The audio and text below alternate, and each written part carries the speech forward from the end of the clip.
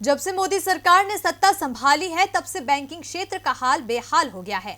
बैंकों का विकास तो दूर, उल्टा उसे निजी हाथों में सौंपा जा रहा है और अब तो बैंकिंग सेक्टर की कमर टूटने वाली है। जी हां, फिच रेटिंग ने ऐसी चेतावनी जारी की है जो परेशानी का सबब बनेगी, जिससे इस क्षेत्र में घाटा बढ़ने के पूरे आसार दिखाई दे रहे हैं। तो क्या है वो अलर्ट, देखिए इस रिपोर्ट में।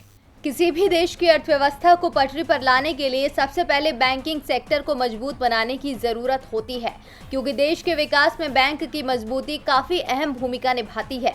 लेकिन मोदी सरकार तो बैंकिंग सेक्टर पर ध्यान ही नहीं देती, जिसका नतीजा है कि आज उनकी नींव हिल चुकी है और अब आने वाले दिनों में मुश्किल बढ़ने वाली है, क्योंकि फिच रेटिंग ने चेतावनी दी है कि एनपीए और कर्ज की लागत बढ़ने से भविष्य में भारतीय बैंकिंग क्षेत्र पर मुसीबतें आ सकती हैं।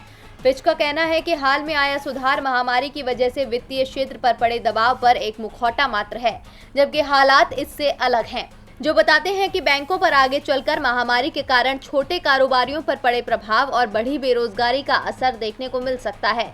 रेटिंग एजेंसी ने कहा कि उच्च बेरोजगारी दर और घटते निजी उपभोग का बैंकों की बैलेंस शीट पर पड़ने वाला वास्तविक प्रभाव अभी तक पूरी तरह से देखने को नहीं मिला है।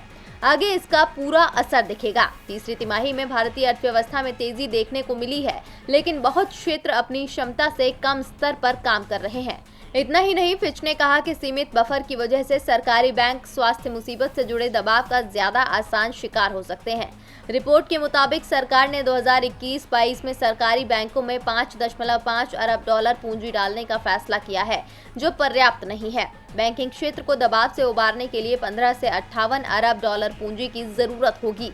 इस रिपोर्ट से साफ है कि बैंकिंग सेक्टर को बड़ा धक्का लगने वाला है। बावजूद इसके मोदी सरकार स्थिति को संभालने को तैयार नहीं है, जिसका असर देश के विकास पर भी देखने को मिल सकता है। डीबी लाइव की रिपोर्ट।